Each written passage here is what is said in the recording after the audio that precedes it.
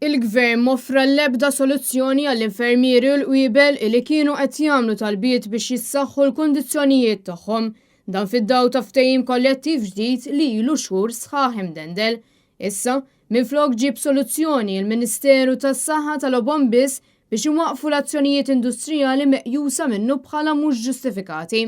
Fi stqarrija maħruġa mill-Uffiċċju ta' Deputat Prim Ministru l-Ministeru għas-Saħħa intqal li kien hemm aktar minn 13 laqgħa dwar il-ftehim kollettiv ġdid tal-infermieri u l-qwiebel iżda l-Gvern fl-ebda mument ma qal xofra lil ħaddiema tal-isptarijiet. L-unika ħaġa li din l-istqarrija tgħid hi li l-MUMN kellha żidiet sinifikanti proposti mill-Gvern għalkemm il-President tal-MUMN Paul Paċ qal li l-Gvern baqa' ma offra xejn. Għax għal-barrani għanna mażżaj namlu l-arja, mal-mazzazax Maltin namlu l-arja, imma min jtissaqna miljoni, dak nibżaw minnu tal-għu l-qorti, anzi naqbżu għalih fil-parlament. Fi kliem il-President tal-MUMN il-ħaddiema tas-saħħa iħossu li qed jiġu ignorati mill-Gvern ta' Roberta Bella wara x-xhur tal-laqgħat ma jaqtaw xejn li ma waslu għal-imkien. Minar ma għamel sforz biex jara iġib il-flus.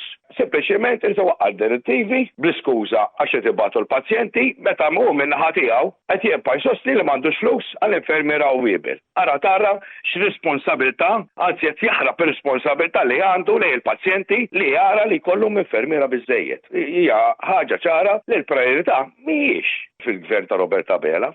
Mistoqsi se jkun il-pass li jmiss, Paul Paċ qal li mhux qed jiskludi li jsejħu strajk għall-membri kollha tal-Union. Qed inkunsidraw kollox inkluż strajk. Il-Gvern iwebbes rasu jibqa' jgħid m'għandux flus, u forsi vera m'għandux flus għax ħadhom steward, sewwa mhux self direttivi jekk ma jkollniex li l-Gvern lest li jagħti pakkett ta' inċentiv għal-ġid tal-pajjiż mhux għal-ġid tal-infermier biex iżgħażagħ Maltin jitlu infermiera. Ġifieri wara kollox kulħadd jaf l-infermiera mawx u dan il-pakkett ta' inċentiv irti servi għal 5 snin ġej. Ġifieri il-kwestjoni il-problema 5 snin wara ħad tkun għar minnu jekk mhux se jkunu indirizzaw. Issa wasal iż-żmien u tinduna kemm kienu wedijiet firħa, kemm kienu wedijiet ngħidulhom qarrieqa li issa sectoral agreement u qed jgħid m'għandux flus. L-unika soluzzjoni li tal-Gvern lill-MUMN kienet li jsir proċess ta' konċiljazzjoni mal-Union. Fi kliem sempliċi, il-Gvern tant falla li hemm bżonn medjatur wara li ilu xhur sħaħ għaxkar saqaj fin-negozjati. Dawn in-negozjati kellhom ikunu importanti sabiex jitjiebu l-kundizzjonijiet tal-infermiera u l-qwiebel, kundizzjonijiet li aktar ma jmur aktar imorru għall-ar. Tant li riċentament kien hemm numru kbir ta' ħaddiema li telqu minn Malta hekk kif pajjiżi oħra qed joffru kundizzjonijiet u pagi ferm aħjar għall-infermieri.